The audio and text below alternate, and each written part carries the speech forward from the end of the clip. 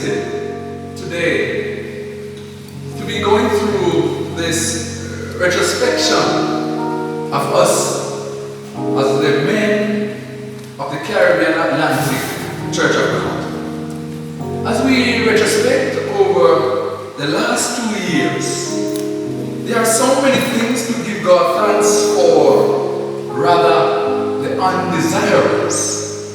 The mandate was to re-energize the men of the region unto service for the Lord. We have made some strides to achieve our objectives, but not without challenges. The instrument of our focus to re-energize the men were to analyze and amalgamate our cultural services, to develop a zeal for evangelism, to develop a culture for engagement and volunteerism. And our achievements, we were able to establish the Caribbean Atlantic Brotherly Day. This we celebrated on Holy Thursday of each year. And we encourage and support the spiritual and social affairs of our brothers in faith, demonstrating our unity as brothers, displaying and sharing virtual involvement of our brothers, and also scriptural references we utilize as that of 1 Peter chapter 3 and verse 8. Our next achievement, as we consider it to be an adoption and embracing the International Men's Day already established. But in doing such, as we embrace it, we celebrate such with the entire world of each year on November 19th, celebrating and showing our appreciation one for another.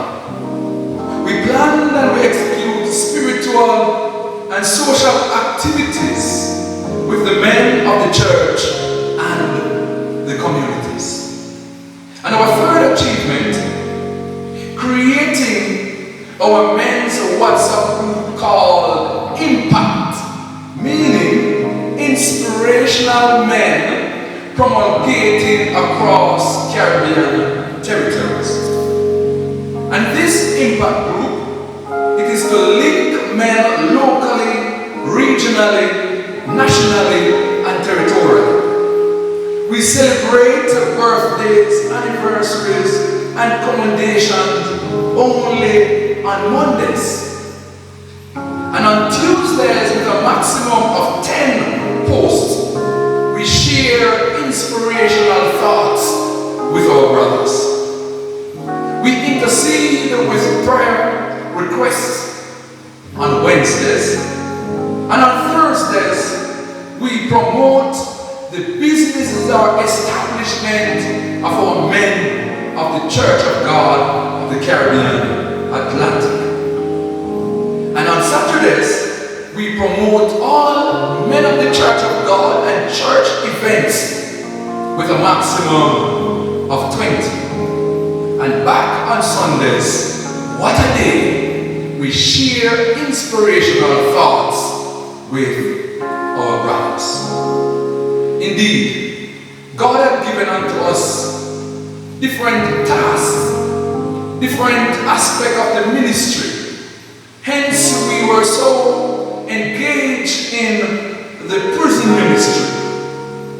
And of this, we visited correctional centers, jails, and lockups. We shared with hope and cope as a strategy for the inmates, distributing of religious literatures that can encourage their hearts, to have them to recognize that there is a Savior, there is a Lord that can help them and bring them through whatever situation they might be going through.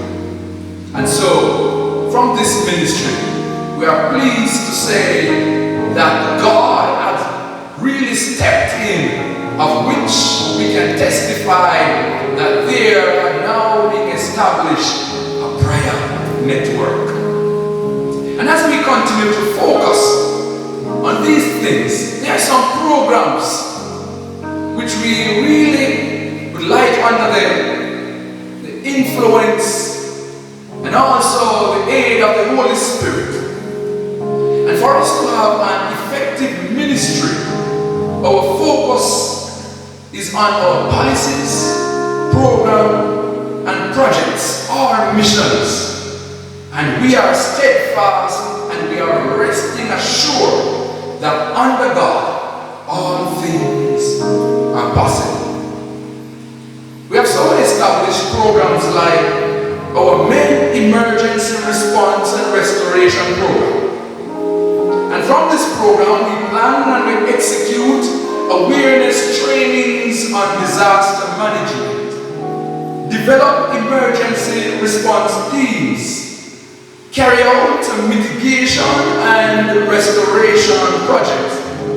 And we also, as a caring fellowship, provide We Care service. Territorial Educational Assistance Program. With this, we give educational grants to our male students, coordinate educational assistance sessions, and develop mentorship program. Men on a whole, we are immune to projects.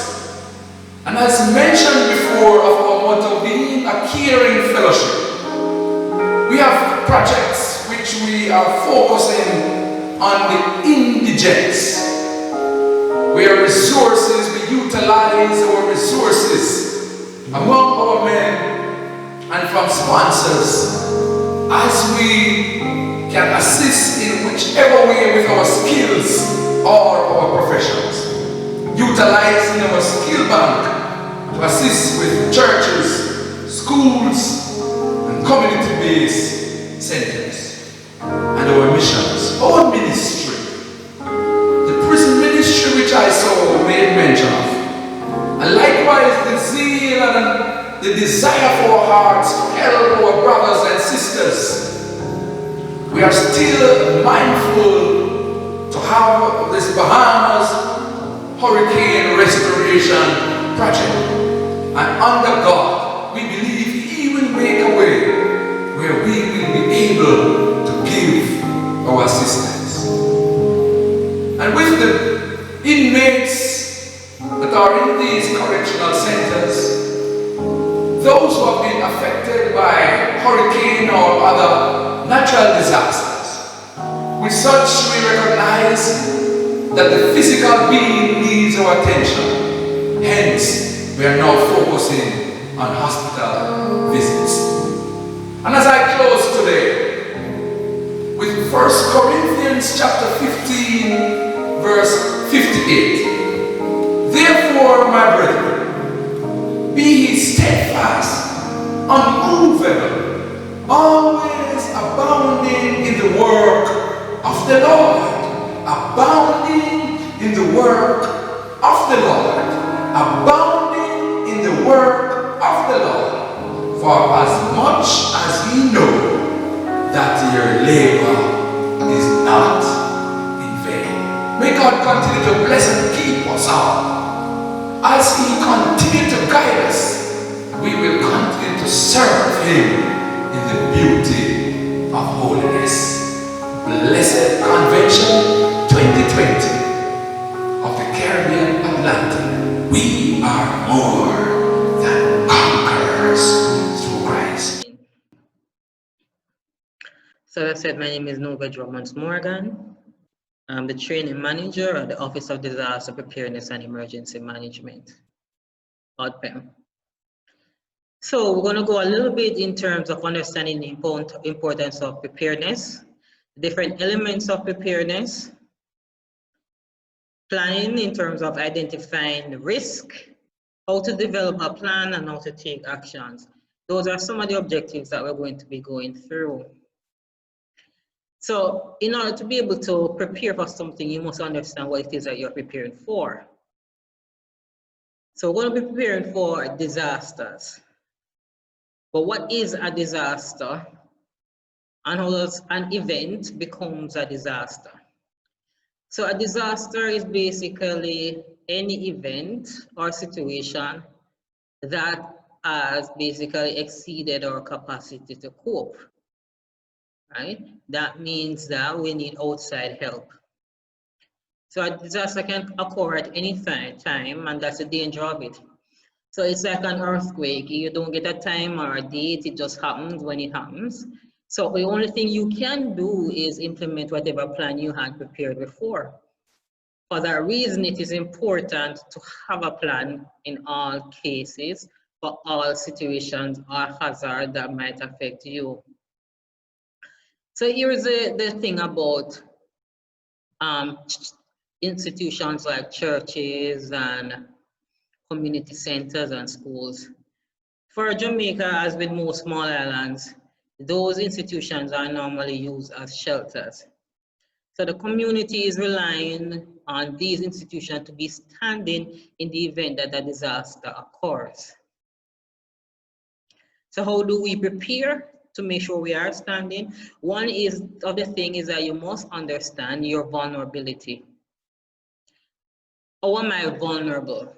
What makes me more susceptible to suffering the effects of a disaster as opposed to any other institution or any other location, right? To understand that, we have to understand that vulnerability itself is a very wide area. So I'm talking about my geographic location. Because of where I'm in the Atlantic, I'm more susceptible to hurricane, right? We're talking about our social condition, our illiteracy. Lack of knowledge is one of the highest great vulnerabilities that most of us have. Because there's a fact, if we don't know what to do, it's highly impossible for us to actually do it. So why do we plan? What's the importance of preparedness? The importance of preparedness is, number one, to save lives, and then after, to save property.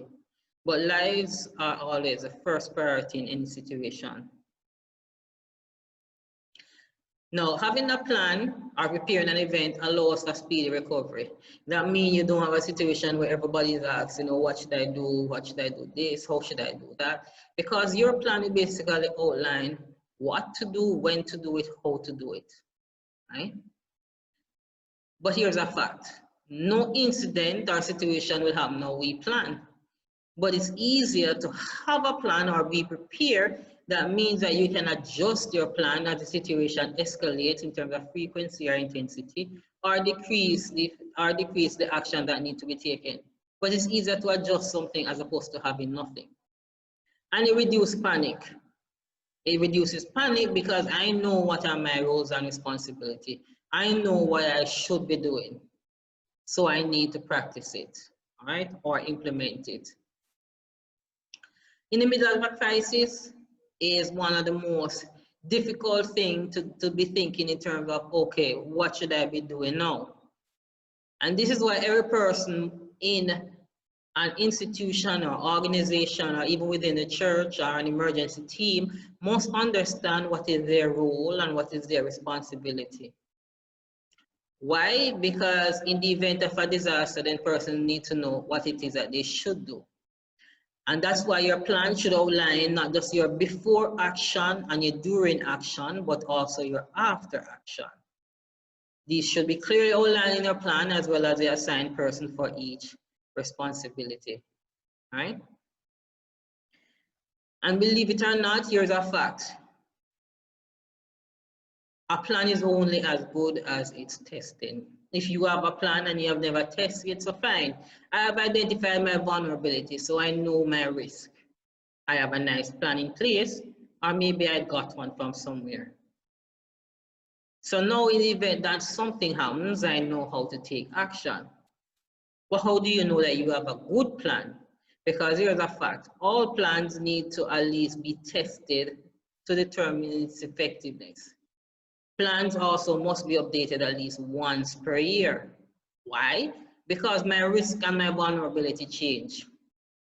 Today, I might not be vulnerable to flooding, but guess what? They just built a residential complex next door. So now flooding becomes a vulnerability that I did not have before because maybe of blocked drains and such alike. Or maybe there's a gas station next door to the church. So now the church emergency plan must think about fire as one of those possible vulnerability and risk. Your environment change. So your plan must change to reflect that environment. One of the best ways in assigning responsibilities in your plan is basically to think about the strengths and weaknesses of the different persons within an organization, whether church environment, business, or even home. What are their strengths and how best you can tie those strengths to the different responsibilities. So what do I mean when we talk about risk assessment? Identify your hazard. Because of our geographic location in the Caribbean, we are vulnerable to hurricanes. Why? Simply put, because the only ingredient that a hurricane needs is warm seas. And that's one thing that the Caribbean has in abundance. Identify your risk. Am I in a flood-prone area, low-lying area? Have I experienced flooding before? The chances are, if it has happened before, once, whether 10 years or so ago, it doesn't matter. Unless something has changed, then that vulnerability will remain or it can happen again. So you must know your risk. Then you think about your asset. Who are the persons with a different skill set who can help me? Look at the building, your property, and think about your infrastructure, right? Do you have sprinkler systems, smoke detectors, fire hose, emergency alarms? What is it that you have in terms of property and asset that you can use to decrease your risk? Now, I point this out because I need you to understand something. In order to decrease your risk, you must increase your capacity. What are your capacity? Your people, so you train your persons. Your individuals, first aid training, fire warden training, and such alike, right? Understand how your business will operate, how the church will operate, how people are different parishioners, how they will come to the church in the event that the roadway might be blocked. And this is where technology comes into play. Just like now with the with the issue of COVID, we have now had to basically rely a lot in terms of technology and technological systems. And in most disasters, this is what it does. It forces us to be more creative in how we communicate and reach persons. Understand the environment in which you live. You understand? Within which you work, within which you worship. Okay? If you're near to the coastline, all of a sudden you have to start to think about if storm surges are now a vulnerability, or if you're near a volatile community. So now you're thinking about issues of civil unrest. If you fail to plan and implement certain procedures for protection and to address your risk, it can affect the reputation of the organization. And one of the hardest things to recover from, even in terms of businesses, is the reputation of the business itself or the organization itself. Because what? You need to know that you have in place measures to do what? Number one, to save lives, right? And then for some churches who might have businesses that are attached in terms of business operations, you need to have an idea of how that aspect of the church, whether it be a basic school or so forth, how they will operate in the event of a disaster. So now you have written an emergency plan. An emergency plan is not a one person sit down and try and come up with, okay, this is what our emergency plan should look like. All emergency plans are really team effort, because what I might consider as a great vulnerability, you might determine that, okay, that's something that we have measures in place to address. It's not a major issue that will affect us. So it's something that you have to come together as a team and think about what are my vulnerabilities. And the reason why you do that as a team is because some persons might be at a location longer than others, so they have more experience in terms of how vulnerable the area is, right? So your emergency plan will outline what workers and others in the workplace should be doing in the event of an emergency. It will also basically tell you how you would respond effectively in case of an emergency in terms of if you are going to evacuate or if you are going to stay in place. And I point that out because not in all emergencies you're going to be evacuating the location. In some situations, you might have to implement something called a lockdown procedures. What do I mean by lockdown procedures? Simply put, you lock the gate, so whatever civil unrest is happening on the outside does not spill onto a compound. All right? And that should be clearly stated in your plan, your emergency plan. You must have some way of notifying in terms of emergency personnel, in terms of who would call the fire brigade or the police or so forth. These kind of information must be clearly stated, and for that purpose, these numbers must be straight line numbers. So now I'm not talking about a 110, 112, 119, no. What is nearest police station to the church or the place of work or the home? What's the nearest fire station to that location? Okay, what's the nearest hospital to that location? And if you don't drive, maybe then now you might need an additional number like a taxi driver's number or something like that. Those persons become part of your emergency plan. And this is why we also stress that in terms of first aid training, persons need to be able to at least know to do simple CPR and render first aid. Because you never know in a situation when you might need to try and save a life. So effective communication between persons must take place in terms of, by that I'm saying that everyone must understand what is their role in the emergency planning. Additionally, you must know where your emergency plan is. What do I mean by that? Simply, it must be placed in a location where everyone has access to it. Because that's how you know what you are supposed to do. That's how the participants, that's how the attendants, that's how the visitors, that's how people know how to do, by being informed. So an emergency plan must identify how you are testing your plan, right? If you're going to be doing drills and so forth, and we do drills at least once per year. And remember, fire drill is different from an earthquake drill because the response is different. In a fire, you are evacuating briskly. In an earthquake, however, you are doing something called the DCH, which is drop, cover, hold. Information, training, and instruction is relevant, right, to all individuals when you are doing your plan. So how do you develop your plan? First, you must have an emergency team in place. Identify your risk situations within which you need to make sure that you have procedures in place in terms of how you are going to address them. Analyze the situation, if it's a fire, a flood, an earthquake, a hurricane, they are all different. They might be similar in some cases where, like for a hurricane, flooding might be a secondary hazard of a hurricane. However, the primary hazard is different.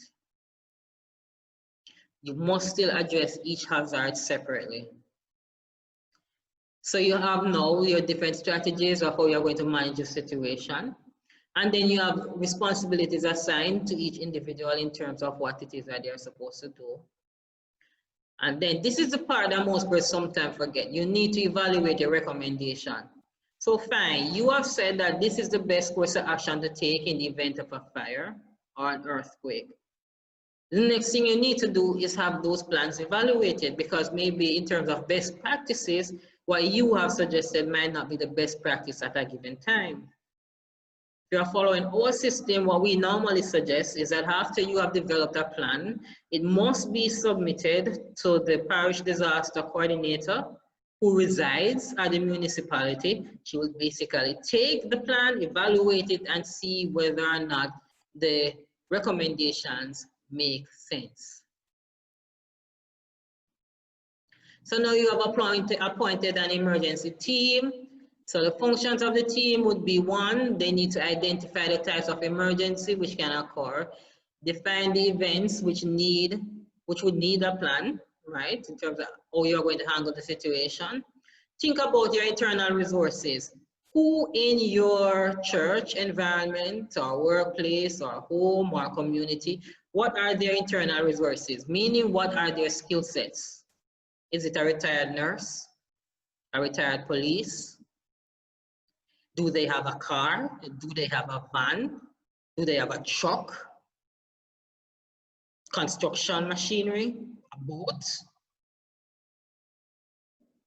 These are the capacities, okay, that we think about when we talk about internal resources. All these resources can help to reduce the effect of an event or a hazard or a disaster that has on you, all right? Knowledge of construction. Think about it and then you'll see how best these persons can fit.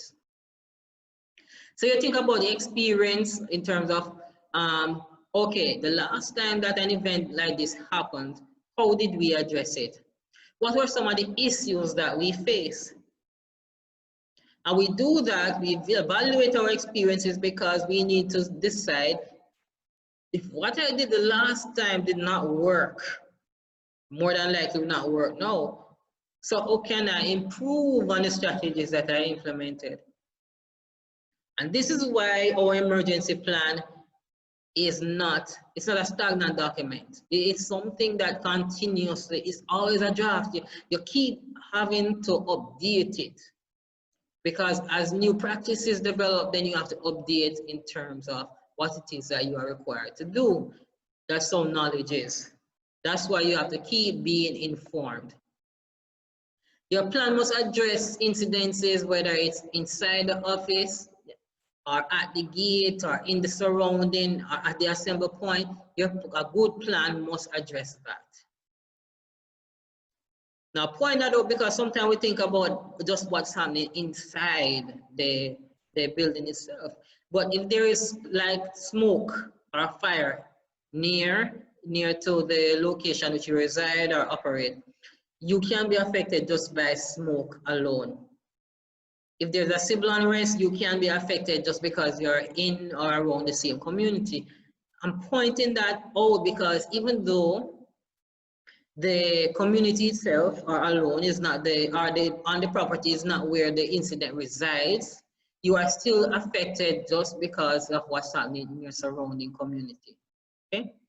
So your plan should outline all of those things, what is happening at each point, and when you reach the assembly area, how should the operations take place, right? How do you record the names in terms of taking attendance, okay? How do you take relevant information if persons are missing? Things like that. So that's why after your plan, we send them, as I said, to the fire department, the police, the public health. And why are we sending them to these persons? Because each organization are their own authority on different subject matter, and you want proper feedback. Some of these feedback might be even as simple as to tell you, okay, in terms of the route to evacuate, this might be a better route because you don't have to go over a bridge, etc., etc. So that's relevant information that you would need. So it's not just to have a plan and keep it, it's to have a plan and get feedback on the plan. And that feedback should also come in terms of from persons within the organization or the church environment as well, right? Now, all emergency plan basically has a cycle. The cycle always starts with mitigation and preparedness. Now, I say start because we are hoping that in the event that a disaster might strike, we have put in place mitigation, meaning structural fixtures like our fire extinguishers, sprinkler system, those things. And we are prepared in terms of we have done our training, we have done our drills, we have trimmed the trees, things like that. And I'm pointing that out because in the event of an emergency, one of the things you want to make sure is that this is all in place. So when you are responding, you're responding using those resources that already exist. Because that's the challenge. There is no guarantee that I can respond if I have never put in place a plan to respond. And here is a challenge as with most hazards. When I am responding to one disaster, another one strike. I'm currently going through a pandemic and then a hurricane strike or earthquake strike. And this is how disasters are. Most are not like a hurricane where we can see it coming. And some, even when we see it coming, we have no idea the intensity or the degree of complexity to which the disaster might strike. That is why a plan is in place. But here's another thing we need to consider, the recovery aspect. When we are going to recover or we are in the recovery phase, we need to think about, just in case I am going to recover, how should I build back my home, my church, etc.? And here is the answer: you build it back better. And that's one of the things that we stress in emergency planning: build back better. Because if the same disaster should strike and you build it back to its original state, then naturally you will be right back where you started, or maybe in a worse condition, which is what you're trying to avoid. So let's talk about the earthquake. During the during the January earthquake, most persons remember one of the things, that there was an aftershock. And one of the calls I got a lot at that point was, should we go back into the building? And here is the answer: I don't know, because I don't know your building. What is the best practice to do? The first thing after an earthquake is that you are going to do something called an analysis. You're going to assess the situation, all right? So you're doing a damage assessment. You're going to walk. It's called an initial damage assessment. You're going to walk around, and I said around, do not go in the building. You're going to walk around the building, see if there were cracks that were not there before, or if there is one, if it looks bigger. If it does look bigger, that means that more than likely the structure has been compromised, in which case you will need a structural engineer or someone from the fire department to inspect the structure if it is safe to re-enter. That's what you do. So before an earthquake, one of the things you always want to make sure, if there are cracks or weaknesses, fix them. If you have defective or electrical wire, fix it. Why? Because in terms of like inflexible gas connection and those things, they have a tendency to result in fire. And fire is one of the major secondary hazards of an earthquake, all right? Objects, I know most persons, especially in the homes or in most business places, you have these glass things, these glass frames that are on the wall and they look pretty and everything. In the event of a shake, most times those things will fall. So one of the things you want to make sure is that you don't have those things on the wall. Avoid glass at all times. Glass windows, those things, avoid them. So before the earthquake, you want to make sure all of those things, your cabinets, all of those things, your whatnots, all are enforced to the wall. So they don't shake, they don't topple, they don't fall on you in the event that you have to run out after an earthquake. Okay? For that reason, we place large things on the bottom shelves, right? So we fasten the shelves, fasten all these things to the wall, and we put all heavy objects on the bottom shelves. Now here is what you want in your kit, because one of your kit is something that should also be things that should be there before an earthquake is a kit. Whether it be, and your earthquake kit is no different from your hurricane kit, it's the same kit.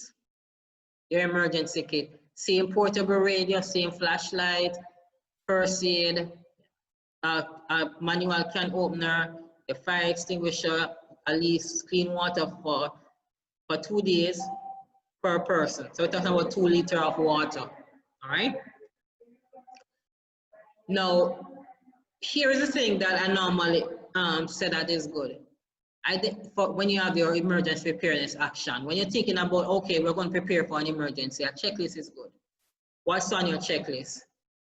One, you must identify your stakeholders who will be involved in your plan, because these persons, your stakeholders, become part of your resource persons. Build a relationship with them. Have a relationship with the fire department, your police department. Let them know the layout of your community or your church. Let them know where it is located. Especially if it's a big building, they might want to make sure that they're familiar with the layout of the building itself. Establish procedures to account for all employees, or, as I said, if the church has a business, everyone be able to account for everyone else, or even the church body itself. Why are you doing this? In the event that someone has left the compound, right? You want to make sure that you can account for where the person was. Or maybe they went to the bathroom. But in the case of an earthquake, how will you know where this person went? So sometimes we want to, touch a person next to us and, identify. That might be the case in some. In other situations, this is why the emergency persons who are trained in as part of your team always check the bathrooms. You want to gather information in terms of the exits that are on the facility, and this is why your emergency plan should have like a map showing a layout, showing your evacuation areas, showing where your utility is in case you need to shut off. These things need to be part of your plan itself, that diagram, all right? You must outline in your plan the necessary equipment that you might need. That's a good point of action. And I point this out because emergency planning, disaster planning is an expensive venture. It's something that you have to budget for, especially if you're doing it right. Sensitize your staff. Let people know, are your parish, or your visitors, or your parishioners, sensitize them so they know what they are required to do in the event of a hazard. So fine, you have an earthquake in the church. What are a person doing? What should they be doing? What you don't want is everybody trying to rush a bottleneck at the door. Worse if you have one door exit, which should not be the case. Think about that. You must determine what crisis your plan should address, and it should basically describe the hazard, right? And how you're going to be dealing with the hazard. So we practice and we train. Practice and we train. So you find some issues after you did the first practice, you go back and you practice again. In the event of a fire, best practice is you must evacuate within 2.5 minutes. The 2.5 minutes is because of how fire spread. So if that is 2.5 minutes in the event of a fire, imagine if it's an earthquake, then it's not more than that either, because fire is also a major secondary hazard of an earthquake. You want to make sure you are out of the building as fast as possible. Practice your timing. Now, because it's not like an earthquake, we cannot tell the earth that, okay, we're ready now, you can shake. So we need to devise a plan, an alarm. So this can be, your alarm can be a Hoover-Zella or a whistle or even a pot cover. Here is the key. The key is that everyone must be able to hear the alarm for it to be effective. Then you are going to respond. Your responding an earthquake is to drop, cover, hold. So you either go on the table, a bench, a bed, it doesn't matter. You're going underneath there.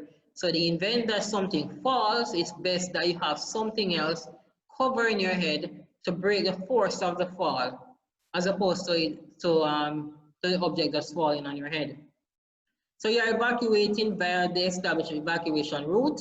It could be red arrows or something, just to identify the route to exit the building. When you're at the assembly area, somebody must be taking or making a record of who is there. And we are identifying who is there to determine who is not there.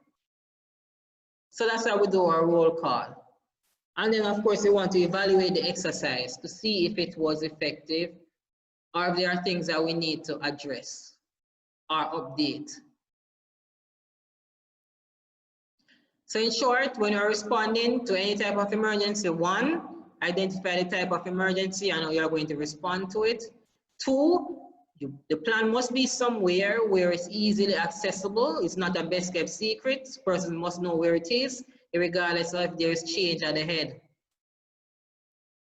4, decide if you're now evacuating or you're locking down. You don't want to evacuate if the route via which you're evacuating to might be single lane traffic or so forth, or if it's blocked, or if there's a hazard. So you might be in a lockdown procedure, meaning that wherever you are, you cannot move. And this is why having good communication is important. Communication with people like the parish disaster coordinator to know where it's safe to evacuate to or which route is best to take. So information is now key.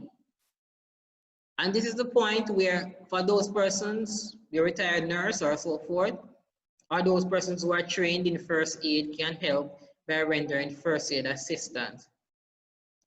And then your equipment and your supplies becomes essential because those are the things that will help you in your recovery process, right?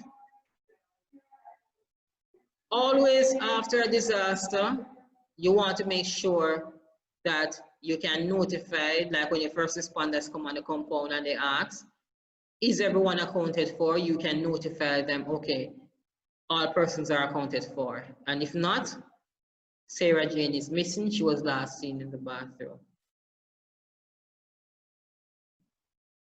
Expect to be surprised, regardless of what plan we put in place. As I said, new crises can pop up, all right? Things will never always go like how you plan, never. That is why we practice, and we practice like drop cover hold, because in the event of an earthquake, we rely a lot on muscle memory. So it's not to say that we can't stop it. It's not to say that we might not get hurt. It's a matter of at least within those few seconds after we have stopped panicking, we can practice our DCH. I'll go to the door jam. You will reach there, don't remember how you reached there. Okay? All right, always evacuate by the stairs. I cannot stress that enough. Do not go into an elevator or anything of the sort when you are evacuating, okay? Especially during an earthquake. Always use the stairs, right? Don't run, that's the key. Don't run, try as best as possible and remain calm. Now, the idea about having a plan, as with all plans, it helps to at least return to a sense of normalcy as fast as possible, and that's the key. Have a briefing after incidences and find out what you did not do well, and think about the lessons learned, right? And then you start to think about your recovery efforts and how well you are going to, in terms of the measures you want to put in place to address some of these issues, right? There is no guarantee after any earthquake that there's not going to be an aftershock. That's the one thing that there are no guarantees of. But after every earthquake, you do not want to drink the water. So those bottled waters that you have, that's why you drink, because especially if you're coming from a main source, right? Drink your storage water, just in case the water might be contaminated, all right? As with all major disasters. So after earthquake, we're going to check if everyone is injured, if everyone is accounted for. Normally, after an earthquake, you will not get persons on the phone when you're calling them. The key is always SMS or text message, as we might call them. It's one of the key ways to communicate. And this is why you want to have an assembly area, right? So in the event you cannot get persons on the phone, you have a predetermined area in terms of this is where we will meet in the event of a disaster. So it might be at a specific location, it might be church, it might be Sister Jane's home, but you must have a plan in place that in the event of a disaster, this is our meeting area. So in all emergency, yeah, it's good for the church to have one. But we don't know when an emergency or disaster will strike. So it's good to have one at home. It's good to make sure that your workplace have one. That's the way all aspects of your life can be covered in the event of an emergency. Thank you very, very much for having me. As I said, my name is Novia Drummond Morgan, training manager at the ODPEM. What you're looking at on the screen is basically some information where you can get additional resources and information in terms of preparedness, as well as a phone number for the Office of Disaster Preparedness. So in the event that you need to contact us, you can contact me at this number. Thank you. I hope that you're planning to be with us for the rest of Summerfest 2020 online. Now, every morning at 8 o'clock, from 8 to 8:30, we're going to be having morning inspiration with Reverend Adenir Jones, Reverend Vasco Perry, and Sister Muriel Davidson. 9 to 10:15 daily, we have the Women's Convention. The Conquering Woman, Pastor Naomi Rollins. Conquering the Past, Reverend Lucia Baltimore. More Than a Conqueror, Pastor Jackie Mears. At 11 o'clock each day until 12:15, we're going to be having the Men's Convention, Conquering Life's Giants by Bishop Milton Granham. Disaster Management and Preparedness with CDEMA. Conquering the Spirit of Infidelity, Reverend Courtney Gordon. Then every day at 2 o'clock until 3:15 will be our regional youth sessions. Pastor Kima Rooms, Created to Conquer. Pastor Adana Joseph Pope, Conquering Conformity. Nicole Rawlings Ellington, Let's Keep It Real. Then our leadership sessions begin at 4 o'clock in the evening until 5:15. Reverend Ruben Thomas, Lessons for the Contemporary Leader. Conquering Mediocrity in Leadership, Minister Barbara Littles. When Leaders Lead, Dr. Andrew Gale. And then each night beginning at 7:30, we have Worship and the Word, featuring Reverend Benjamin Brown, Conquering Our Jerichos. Pastor Sean Knight, Faith That Conquers. Reverend Carlos Bannister, Challenged but Not Conquered. And we're going to be having Daily Power Thoughts with Nicole Rawlings Ellington. You would not want to miss these sessions. So looking forward to have you join with us on Facebook and YouTube for the rest of Caribbean Atlantic Assembly Summerfest Online 2020. God bless you.